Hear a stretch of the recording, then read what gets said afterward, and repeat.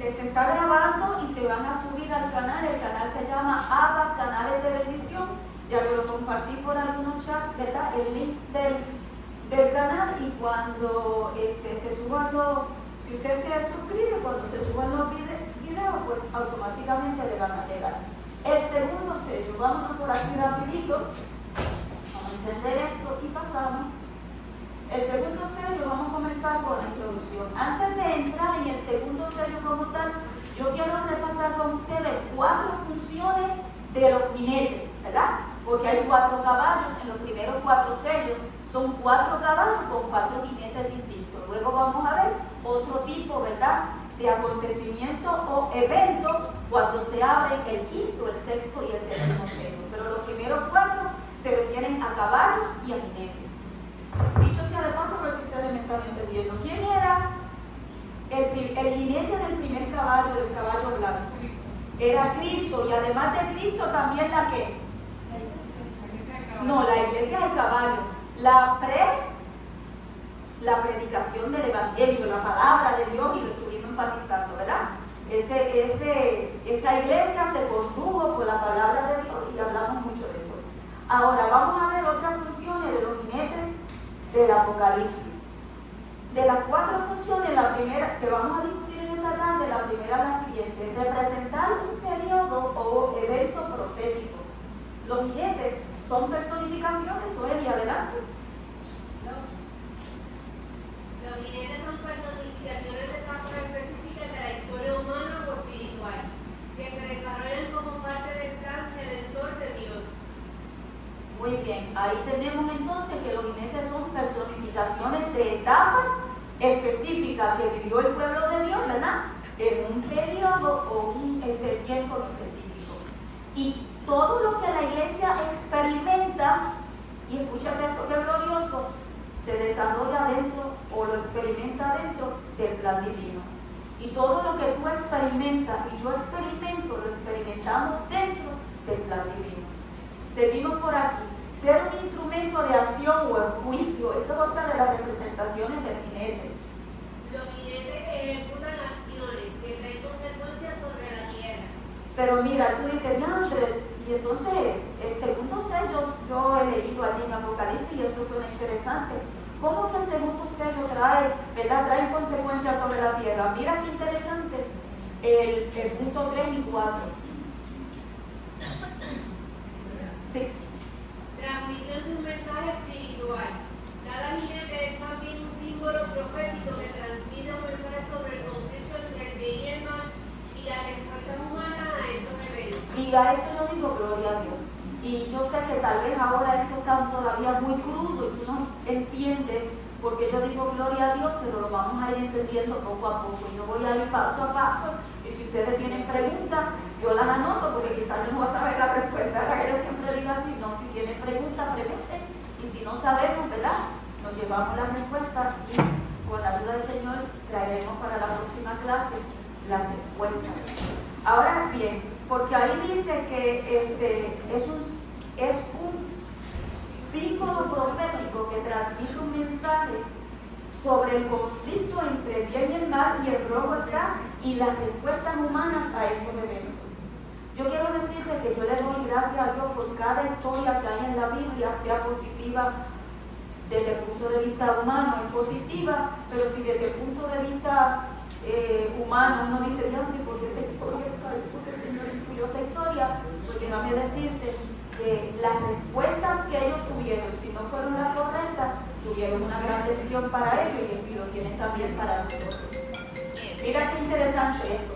Los 4 jinetes como cuarta función es demostrar la soberanía de Dios. Voy un momentito atrás y te digo, ¿verdad?, que aquí era que ejecutan acciones, pero mira qué interesante ese punto 4, demostrar la soberanía de Dios. Aunque las acciones de los jinetes parecen destructivas o caóticas, el hecho de que se les da poder subraya que está bajo el control soberano de Dios. Pausa eso, Eric, qué cosa más gloriosa. ¿Tú entendiste eso? ¿Tú entendiste que a veces los jinetes que vamos a ver en Apocalipsis están ejecutando unas acciones que tú dices, rayo, pero ¿por qué eso está ocurriendo? ¿Por qué se le permite que realicen esas acciones, mira, lee nuevamente esos que están en azul, Zoe. El hecho de que se les da poder subraya de que están bajo el control soberano de Dios. Los eventos Que representan ocurren con un propósito divino en el marco del gran conflicto. Muy bien. Entonces yo quiero que tú vayas pensando estas 4 funciones en relación a lo que pasa en tu vida, porque yo te he dicho que estamos estudiando Apocalipsis no para conocimiento y de cruzar el caballo blanco en la iglesia y el jinete y el caballo rojo y tal cosa y así, y saturar la mente de ustedes porque uno tenga conocimiento. Bueno, en primer lugar yo te he dicho que yo no tengo conocimiento, el conocimiento lo tiene Dios. Pero hemos estado dando esta clase con la intención de enfatizar la bendición que hay en el libro de Apocalipsis para que tú puedas entender todo lo que, ¿verdad?, a ti te rodea, en dónde es que nos estamos moviendo y hacia dónde nos estamos dirigiendo. Y para que tú puedas tener la convicción de que pues, tú y yo podemos salir airosos. Bendito sea su nombre. Así que vamos a entrar rapidito a la lectura de lo que es el segundo sello, y entonces lo comenzamos a desglosar hasta donde el tiempo nos permita. Cuando abrió el segundo sello, oía el segundo ser viviente que decía: ven y mira. Y salió otro caballo bermejo. Al que lo montaba le fue dado poder de quitar de la tierra la paz, que se matasen unos a otros, y se le dio una gran espada. Muy bien, y fíjate que yo no había puesto eso ahí, pero lo voy a enfatizar ahora porque mientras Zoe leyó, el Espíritu me impresionó. Ven y mira, eso me recuerda ¿a quién? A Natanael, cuando le dijeron: hemos encontrado ¿a quién? Hemos encontrado al Mesías. ¿Y de dónde? De Nazaret. ¿Y de Nazaret puede salir algo bueno? Y le dijeron: ven y mira, ven, ¿verdad? Y ven, mira por ti mismo. Así que es bueno que nosotros podamos evaluar las cosas por nosotros mismos y no dejarnos llevar por todo lo que a nosotros se nos dice. Entonces vamos ahí tenemos el jinete, ¿verdad? La representación, la ilustración del jinete y del caballo bermejo. El segundo sello corresponde a la iglesia de Esmirna desde el año 100 hasta el 313. Recuerden que el primer sello correspondía al periodo del 31 después de Cristo hasta el año 100 después de Cristo. Y describía, ¿verdad?, la experiencia de la iglesia de Éfeso. Ahora estamos desde el 100 al 313, periodo que corresponde también a la iglesia de Esmirna. Yo les había mencionado que estos primeros 4 sellos corresponden a la historia de las 7 iglesias, ¿verdad? De las primeras 4 iglesias, el quinto, el sexto y el séptimo también, y lo vamos a ver más adelante. Ahora hablemos del caballo bermejo. Ese caballito está lindo. ¿A cuánto le gusta montar caballo? Mira, a Kira le gusta montar caballo. A mí me fascinaba, yo amaba la idea desde chiquita de montar caballo, pero les voy a contar rapidito, porque el tiempo vuela, que yo soñaba siempre que cuando yo me montaba en el caballo se le rompía las patas. Es un sueño, solamente un sueño. Y en la graduación de mi niño me monté en un caballo por primera vez para allá en Calabar, ¿qué se llama? Calabar. Y entonces, Dios mío, allá iba mi esposo como el zorro, me dio una madre de caballo, parecía el zorro, y todo el mundo. Y yo iba, yo no habíamos salido ya el corazón, a mí se me quería salir. Y entonces ya yo no podía mandar, empezando a arrancar todavía allí cerquita. Yo les digo al guía: mira, si uno quiere, se puede quedar, se puede bajar. Y él me dijo: sí. Y yo, sin saber todo el peligro que yo corría, ahí mismo me bajé del caballo. Y el guía controló su nerviosismo porque el caballo pudo haberme arrastrado, pero no me arrastró porque yo estaba en control. Y yo no quería seguir con el caballo y allá se fueron todos. Y yo me quedé en mi sueño incompleto. Yo no me monté en el caballo porque no podía. Con el corazón me puse bien nerviosa. Pero ahí vamos.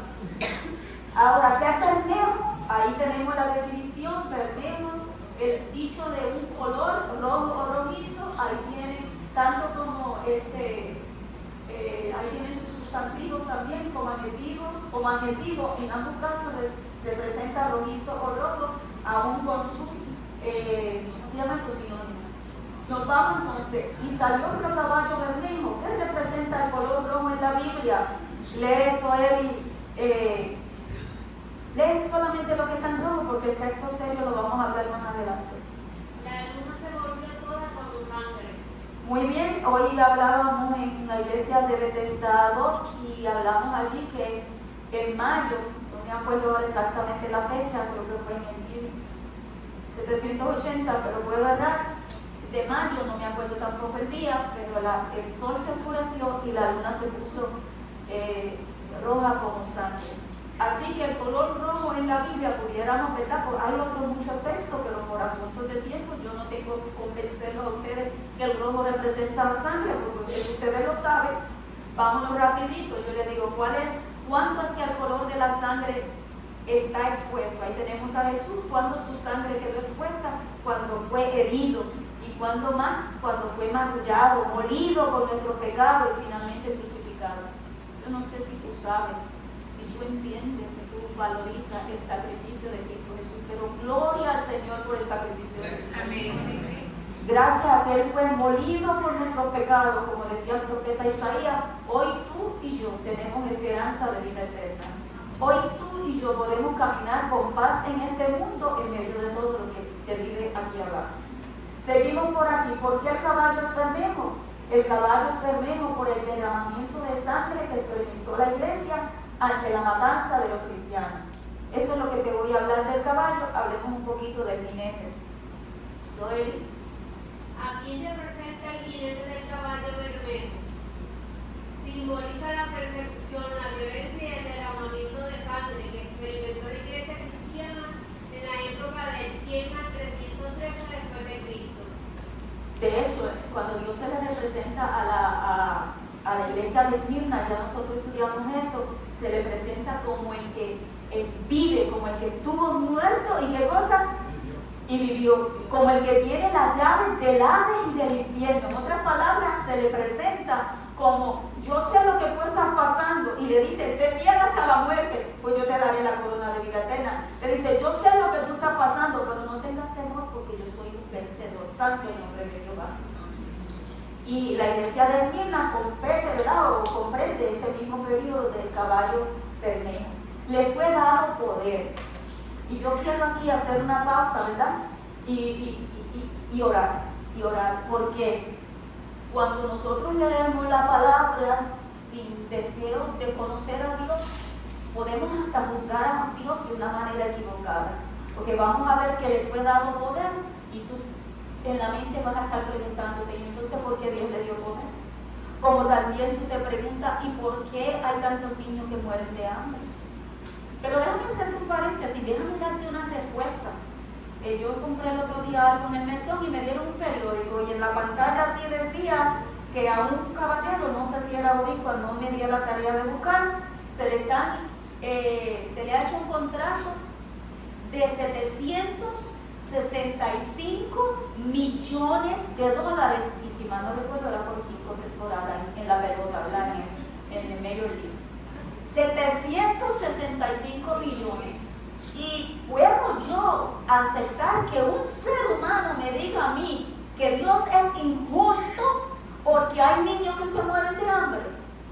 Entonces ahí yo recuerdo al deseado de toda la gente que la sierva del Señor hace una descripción de la naturaleza y dice que todo lo que existe, existe para dar.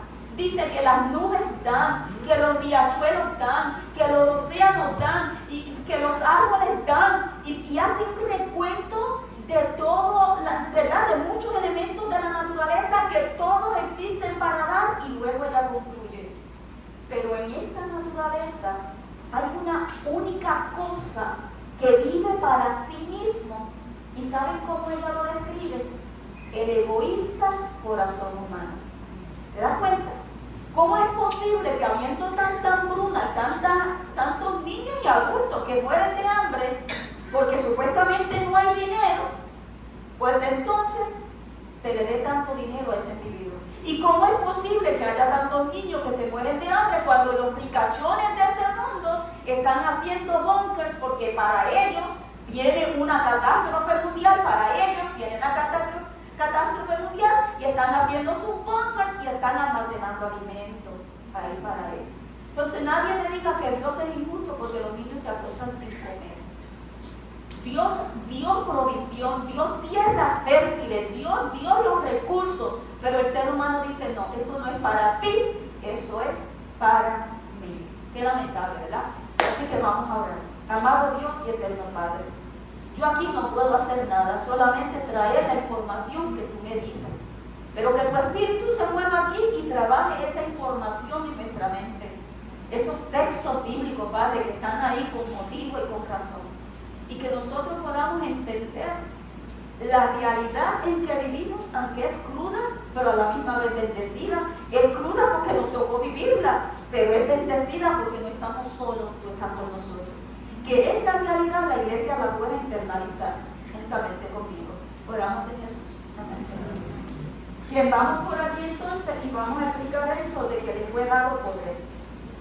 Al que le montaba, que es al jinete, que ya vimos que representaba la persecución y todo el trato incorrecto, el derramamiento de sangre que la iglesia estaba experimentando durante estos años. Dice ahí, el poder del jinete, permíteme leer esta, Zoe. El poder del jinete no proviene de sí mismo, y a eso tú y yo debemos dar gloria a Dios, sino que le fue dado por una autoridad superior. O sea, que Dios permite estos eventos dentro de su plan. Y yo no había entendido que todo lo que le pasa a Blanquita, Dios lo está permitiendo dentro del plan que Dios tiene para mí. ¿Viste? Y sigue diciendo, esto subraya que aunque estas fuerzas puedan parecer incontrolables, Dios sigue siendo soberano. Y no escuché ni solamente, lo voy a leer nuevamente. Aunque estas fuerzas puedan parecer incontrolables, Dios sigue siendo soberano. Amén. Y aunque lo que a ti te pasa en tu vida, en tu familia, en tu iglesia, en tu vecindario, tú pienses que es lo máximo, todavía Dios está dentro. Santo el nombre del Señor. Seguimos por ahí, el que lo montaba le fue dado poder, Zoe.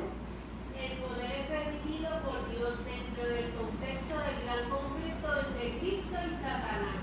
Entonces, ahora vamos a empezar a hablar un poquito acerca de este conflicto.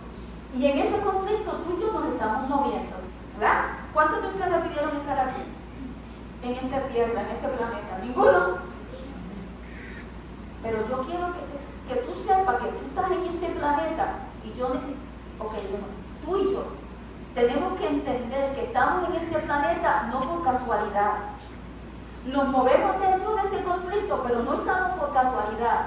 Dios, en su sabiduría, en su providencia, en su plan divino, dijo, yo quiero que este tipo de gente viva en la etapa final de la historia del planeta Tierra.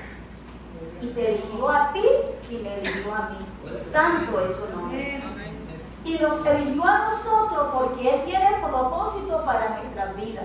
Y a mí me gusta decir que tú estás ahí sentado, no por casualidad, no porque yo te invité o porque otra persona te invitó. Tú estás ahí sentado porque el Espíritu Santo te trae, porque el Espíritu Santo te quiere convencer de que Él está trabajando en tu vida y tiene una misión que entregarte para que tú la puedas cumplir y quedes preparado y prepares a otro para el glorioso encuentro con nosotros. Santo es su nombre.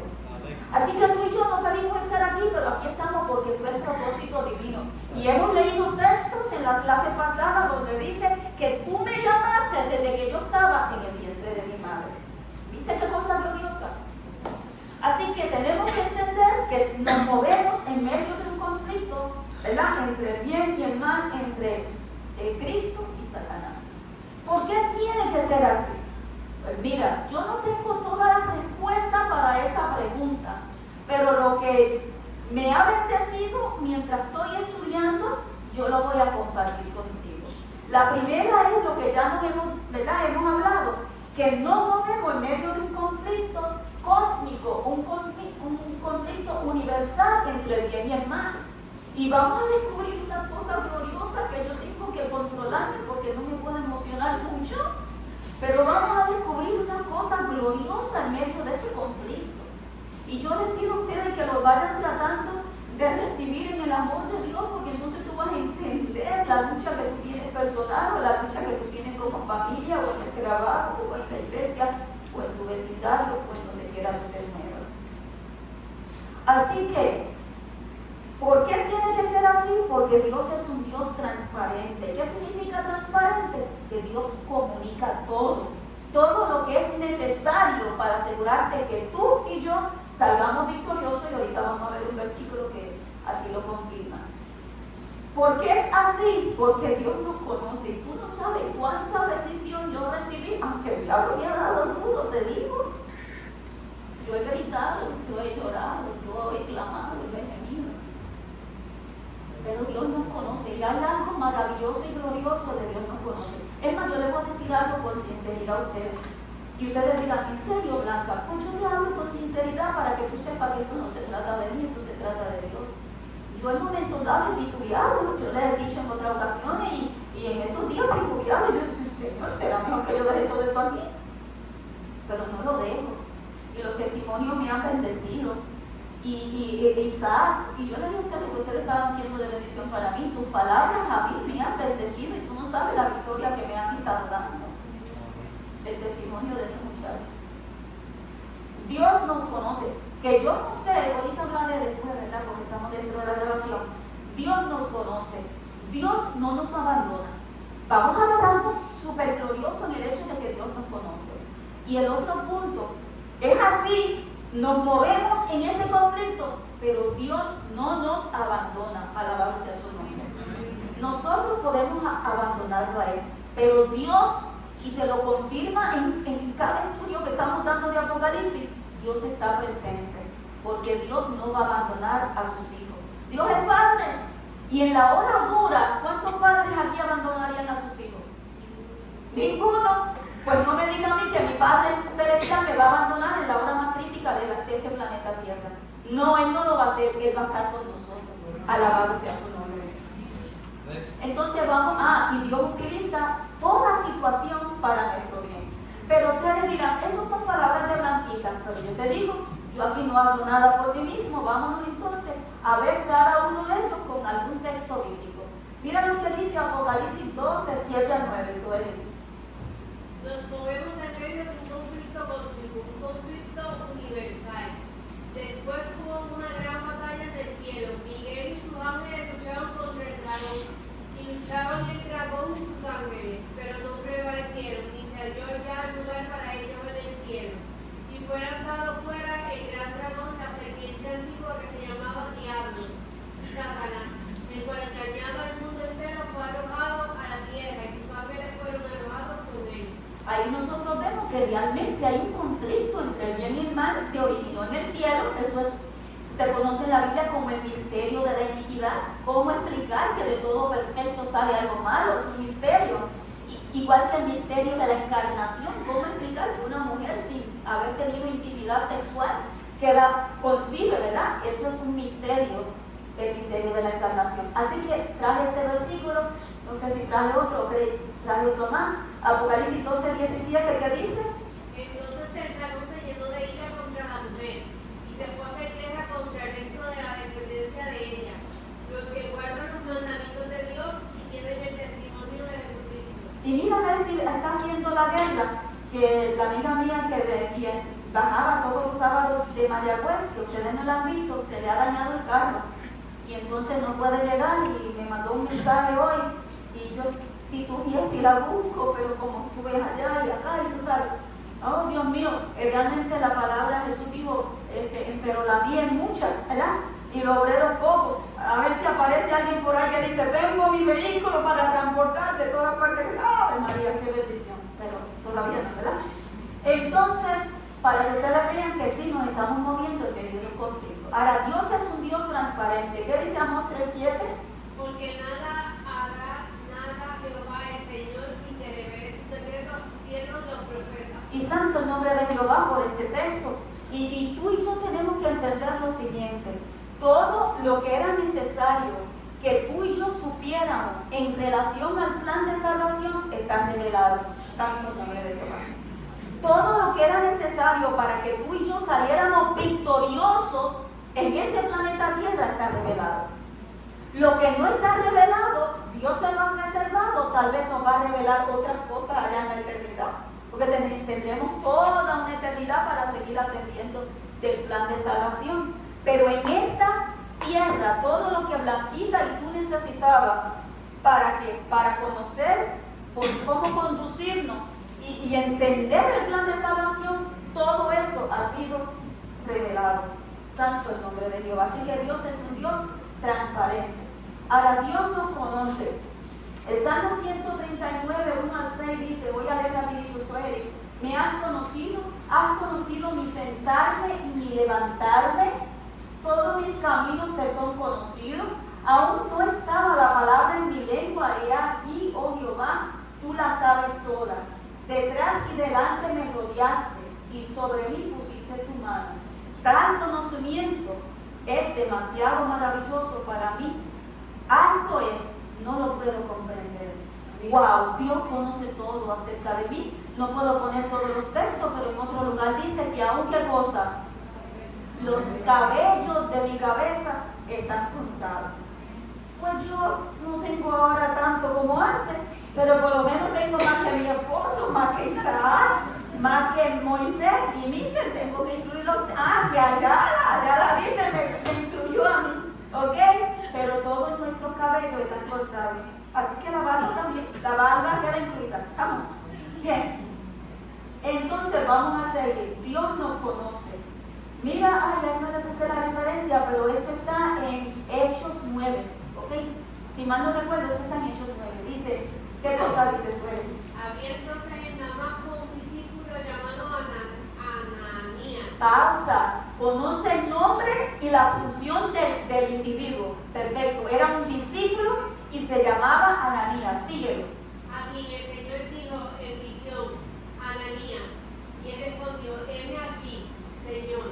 Y el Señor le dijo, levántate y ve a la calle que se llama Derecha, y busca en casa de Judas a uno llamado Saulo de Tarso, porque he aquí él ora, y ha visto en visión a un varón llamado Ananías, que entra y le pone las manos encima para que le recobre la vista. Tú no ves qué versículo glorioso. Tú no ves ese versículo que te deja a ti saber que donde tú vives, porque vete a la calle que se llama la derecha. ¿Dónde tú vives? Dios sabe dónde tú vives. Y busca en casa de Olivencia, ¿ok? Él sabe dónde vive y quién está en casa de Olivencia. A un individuo, sabía que allí había un individuo, pero no era que sabía que había un individuo, sabía que allí había un individuo y que ese individuo se llamaba Saulo. Y que Saulo, aunque estaba allí, no era de allí. ¿De dónde era Saulo? De Tarso. Porque aquí, ¿qué cosa? El que estaba allí, que no era de allí, pero estaba allí, estaba visitando, estaba allí, ¿qué cosa? Estaba como orando. Y ha visto y sabía la respuesta a la oración que estaba recibiendo. ¿Tú te das cuenta de todo lo que Dios sabe acerca de nosotros? Por eso es que no nos podemos quitar. Santo el nombre de Dios. Y dice, y ha visto en visión a un varón llamado Ananías que entra y le pone las manos encima para que recobre la vista. Sabía que alguien iba a llegar allí en respuesta a la oración que estaba haciendo. Yo quiero decirte, iglesia de Dios, que es hora de que nosotros nos unamos en oración. Yo sigo diciendo aquí a las 5:30 estamos orando y clamando, y esto es el inicio, porque yo sé que en respuesta a esa oración, tal vez el Señor dice, vete a la iglesia de Roble, que allí está Elvira, una de mis discípulos, que está Elvira y está orando y está clamando. Bendito sea Jehová. Y está viendo que yo te iba a enviar. Yo no sé si ustedes lo ven, pero nosotros tenemos que entrar a lo que vamos a estar entrando en Apocalipsis, entendiendo estas realidades. Dios nos conoce. Pero si tú todavía no estás muy convencido, pues déjame darte otro texto. Hechos 9, 10 al 12. No fue que le puse ahí, ¿verdad? Ese era. Ahora vamos a Hechos 10. Leo rapidito. Aquí dice, un ángel de Dios entraba, suena y lee tú todo lo que está así. Un ángel de Dios entraba donde él estaba y le decía, Cornelio. Él mirándole fijamente y atemorizado dijo, ¿qué es, Señor? Y le dijo, tus oraciones y tus limosnas han subido para memoria delante de Dios. Envía pues ahora hombres a Jope y haz venir a Simón, el que tiene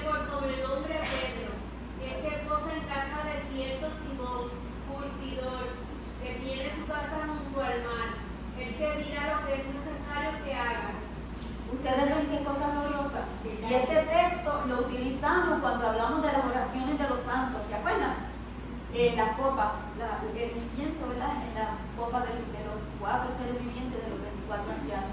Mira todo lo que dice ahí. Dice, envía pues ahora, ¿a dónde? A Jope. ¿Sabía dónde? ¿Verdad? El lugar. Y haz venir a Simón, el que tiene por sobrenombre, el sobrenombre es apodo. O sea, Dios conoce hasta tu apodo. Por sobrenombre Pedro. Este posa en casa de Ciel. Sabía dónde Pedro se estaba quedando. Y sabía el desempeño, ¿verdad? A lo que se dedicaba el individuo el individuo dueño de la casa donde Simón se estaba quedando. Que él era un curtidor, que tiene su casa junto al mar, sabía hasta dónde estaba su casa. Él te dirá lo que será, lo que es necesario que haga. Santo el nombre de Jehová. Dios conoce todo acerca de nosotros. Conoce cada detalle. Entonces, porque Él conoce todo, y aunque tú no lo entiendas, porque Él conoce todo, tú estás experimentando lo que tú experimentas. Porque Él conoce y vas a decir, pero Blanca, ¿cómo? Ya tú vas a ver qué cosa hermosa. Dios no nos abandona. ¿Qué dice Hebreos 13, 5 al 6? No te desampararé ni te dejaré. Podemos decir confiadamente, el Señor es mi ayudador, no temeré lo que me puede hacer el hombre. Santo el nombre de Jehová, bendito sea su nombre. Ese texto tú y yo debiéramos de memorizarlo. Ahí se establece que Jehová no me va a desamparar, que Jehová no te va a desamparar, que Jehová no te va a dejar y que el Señor es tu ayudador. Y porque Él no te va a abandonar, Él no te va a dejar y Él es tu ayudador, pues no debemos temer lo que no pueda hacer el hombre. Y esto es un mensaje que pareciera ser un poquito incomprensible en medio de lo que vivió la iglesia de Esmirna y en medio de lo que experimentó la iglesia que representa el caballo rojo, pero vamos a ver cosas hermosas en esto. Vamos a ir por aquí porque el tiempo. Dios no nos abandona. El Salmo 9:10 dice, en ti confiarán los que conocen tu nombre. Por eso es que es importante que ahora tú dediques tiempo para conocer a Dios. Por eso yo cuando digo que era tiempo de gracia, yo sufro. Escuché al pastor David Gates una vez que un amigo de él, después eventualmente él dijo qué amigo fue, pero no compete ahora, ¿verdad? No viene al caso mencionar qué amigo fue, pero el amigo le dijo, ¿por qué tú te desgastas tanto para las cosas de Dios?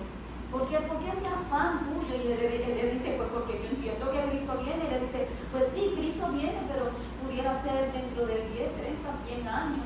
Y qué triste. Si este tiempo de gracia tú no lo utilizas para conocer a Dios, pues entonces tú no vas a poder confiar en Él. Porque ¿cómo confiar en alguien que no conocemos? Por eso es que el Dios no te la pone difícil, repito, cuando tú vas a orar y vas a estudiar la palabra. ¿Por qué? Porque Él no quiere que tú llegues a conocer a Dios. Porque si tú llegas a conocer a Dios, tú vas a confiar en Él. Entonces todo lo que el diablo te tire, tú no te vas, ¿verdad?, a agüitar, como dice el mexicano. O vas a ir creciendo en ese caminar, porque nos agüitamos en el camino. ¿Ok?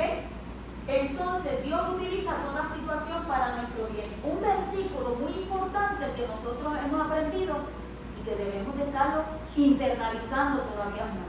¿Qué dice ahí, Zoe? Y sabemos que a los que aman a Dios todas las cosas le ayudan a bien. Esto es, a los que conforme a su propósito son llamados. Santo el nombre de Jehová. Todo lo que pasa en tu vida es para bien. Y si tú no ves un bien inmediato y tú dices, pero es que yo no veo ningún bien, pero has pensado tú que ese bien, o sea, esa situación que Dios permitió que tú vivieras, pueda redundar en bendición para otro. Y tú no lo ves en el momento, pero lo ves luego. Bueno, yo voy a testificar aquí con Biblia en mano, porque no está mi Biblia aquí. Porque cuando yo oro me gusta testificar, porque mucha gente son incrédulos, no creen. Pero aquí todos son creyentes, ¿verdad? Aquí estamos bien. Yo estaba en la tercera, yo creo que no era la segunda o la tercera, posiblemente era la segunda fila, que yo estaba sentada hace muchos años atrás en esa iglesia. Y se me acercó en la discusión en el intermedio, porque nadie estaba hablando al frente, se me acercó una persona y me tocó así, yo sentada y me tocó por aquí, y yo me volteo, y esa persona me dice, tengo 3 preguntas para ti. Y yo le digo, a ver, y me dice, la primera ya yo sé la respuesta, pero las otras 2 quiero que me las conteste. Y yo le digo, pues, quizás yo no sepa la respuesta, pero dilo. Y me dice, estoy hablando así por el hombre, y me dice, te voy a decir algo, si Dios es amor, ¿por qué Dios puso el árbol de la ciencia del bien y del mal aquí mismo en esta iglesia? ¿Por qué si Dios es amor creó el árbol de la ciencia del bien y el mal y lo puso en el y cuando yo le estoy escuchando, no, me preguntó y rápido me dijo, porque si yo dejo la plancha caliente donde está mi niño, si yo sé que está caliente, mi niño se va a quemar, pues entonces yo no lo debo dejar. Tremendo razonamiento humano, ¿verdad que sí? Y entonces, no recuerdo si me hizo alguna otra pregunta, realmente no lo recuerdo, sé que yo le contesté por encima del hombro así, le dije, pues mira, yo no tengo la respuesta para tu pregunta, pero lo único que te puedo decir es que Dios es justo y justicia hará. Esa fue mi respuesta, Dios es justo y justicia hará. Pasaron 10 años y un día yo llego de predicar en algún lugar que posiblemente era Rocha, no sé, porque no era tan lejos, y yo venía con hambre y la iglesia de Roble tenía comida y aquí nos detuvimos porque aquí estaba mi familia y yo pues, quería encontrarme con ellos. Y cuando yo estoy llegando, yo voy por ahí y me dice, te he estado esperando, la misma persona que me tocó. Y me dice, te he estado esperando. Y yo le digo, pues vente, porque vengo con hambre. Yo venía y pues voy para el salón. Y me senté al lado de tu madre, al lado de Ima, y a otro caballero que había al lado. Y entonces la persona me dice, ¿dónde tú vas a estar el sábado que viene? Y yo le digo, yo predico en Salto. Me dice, pues no se va a poder. Y yo digo, que no se va a poder, que yo sigo comiendo, lo de mi hambre. Y entonces me dice, no se va a poder. Y yo le digo, ¿por qué? Me dice, porque yo me bautizo el sábado. Y yo, ay, qué bueno, deja de comer y celebrar. Y me dijo, no, y yo siempre dije que si algún día yo volví a la iglesia, yo dije que si algún día yo volví a la iglesia, si había alguien que yo quería que estuviera en mi bautismo era tú. Porque yo quiero decirte que yo te pido perdón a ti, porque sin tú darte cuenta, yo te utilicé yo te estaba persiguiendo para depositar en ti todas las rebeldías que yo tenía para con Dios. Por 10 años me siguió y me decía preguntas y me hacía, y el diablo es malo, y a veces en los momentos más vulnerables que yo estaba, ahí aparecía ese enviado del enemigo para tratar de destruir mi fe. Pero yo alabo y glorifico el nombre de Jehová, porque Dios siempre presente, Dios estaba conmigo, no me dejó, no me abandonó y me ayudó a testificar a pesar de él.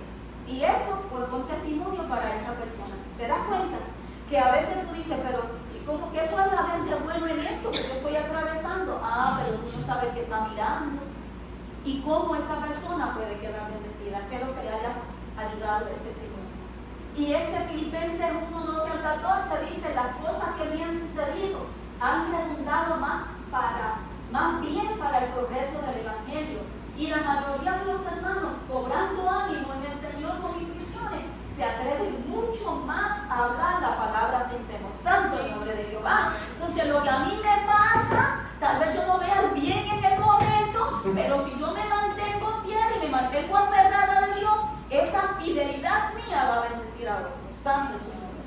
Entonces al que lo montaba le fue dado poder. ¿Qué dice ahí Joel? Aunque Dios no causa directamente el mal, permite que las fuerzas de oposición actúen para revelar. ¿Para revelar qué cosa? El verdadero carácter del pecado.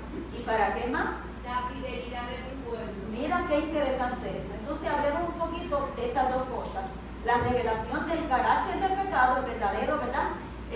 Carácter del pecado y versus la fidelidad a Dios. Vamos a ver ahí. ¿Qué debe provocar en nosotros la revelación del verdadero carácter del pecado? Repugnancia por el pecado, odio por el pecado. ¿Qué más?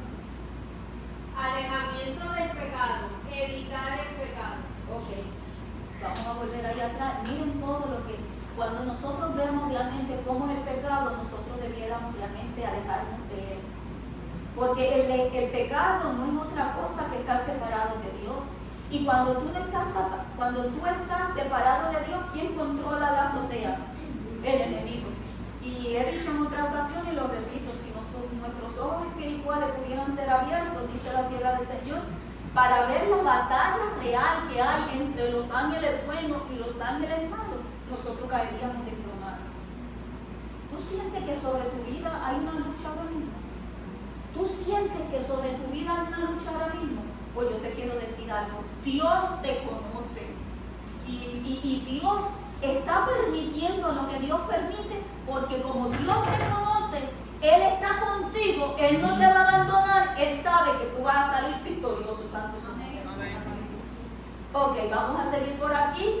¿Qué debe provocar la fidelidad del pueblo de Dios en aquellos que nos ven y que también están buscando de Dios? ¿Qué debe?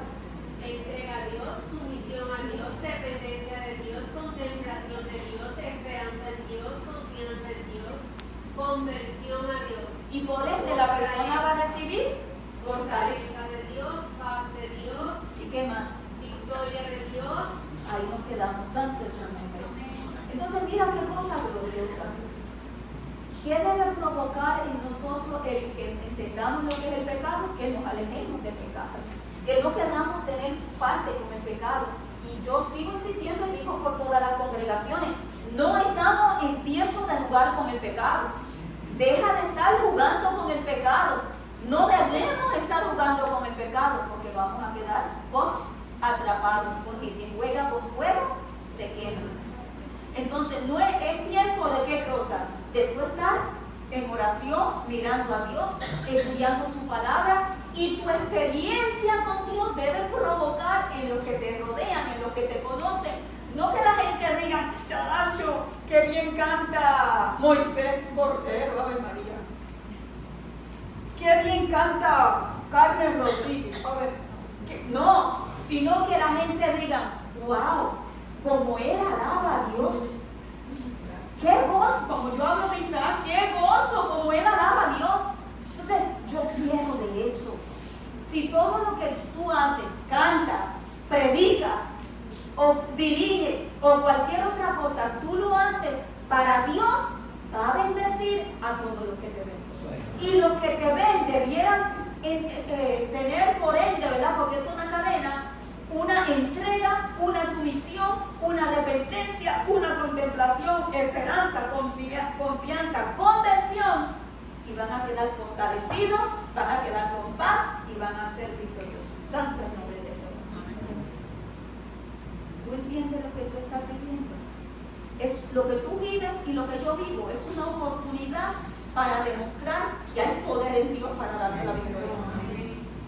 Lo que tú vives y lo que yo vivo es nuestra oportunidad para demostrar que Dios es amor, para demostrar que tú y yo no le servimos por interés. Había un poema antes que yo nunca me aprendí, pues, ¿no? Decía, no me mueves, Señor, para amarte. ¿Cómo era que decía ese poema? El cielo que me tienes prometido, ni el infierno tan temido para dejar de eso, de temerte.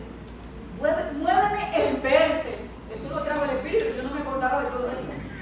Muéveme el verte. ¿Qué te mueve a ti? ¿Qué te mueve a ti? A mí me mueve el ver a Dios. Amén. A mí me mueve el ver a Dios. Yo sueño. Es más, cuando yo estoy queriendo últimamente quedarme solita, anoche mismo que me quedé porque no podía con mi cuerpo, yo le digo, Señor, estoy aquí. Es una oportunidad que tú tienes, Señor, para que me envíes un angelito, para que tú me hables algo. ¿Tú te crees que yo estoy loca? No, yo amo a Dios. Yo sé que Él es real. Y si Él se le manifestó a otra gente, se puede manifestar a mi vida también. Y Él lo hará en el momento que Él entienda, con el propósito que Él entienda, bendito sea su nombre. Entonces, vámonos por aquí. La experiencia del segundo sello en la vida de un hombre. Entonces lo vamos a dejar ahí porque son las 28.